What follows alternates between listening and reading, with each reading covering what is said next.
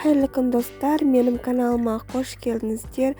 Бүгін сіздермен жолдасыма арнап үзбей жасайтын сақын көженің рецептімен бөлісемін.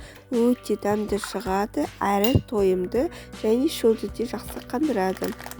Мен арпа қолданатын боламын. Арпаны орнына жарма арпа немесе күріш қолдана берсеңіз болады. Бір кеседей аламын.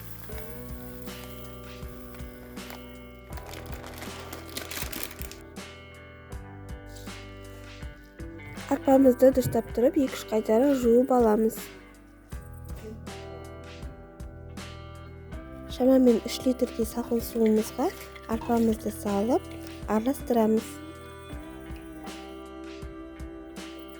Бір ас қасық тұзымызды салып, қақпағын жартылай жауып, жай отта арпамыз толықтай піскенше пісіретін боламыз. Арпамыз пісті және де толықтай суыды. Тездетіп көжемізді ашыту үшін тан қолданатын боламын. Егер тан болмаған жағдайда, оны орнына құрт немесе айран, ащы айран қолдансаңыз да болады.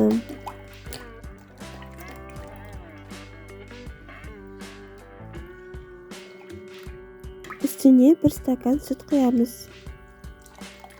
Егерде тан қоспаған болсаңыз, сүтін көбірек қосыңыз. Біздің көжеміз дайын. Көжені салқындатып ішсеңіз керемет болады. Жаздың кезінде таптырмас сусындардың бірі, әрі тойымды.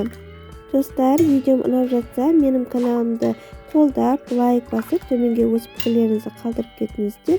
Бұл мен үшін өте маңызды. Астарыңыз дәмді болсын, сау болыңыздар.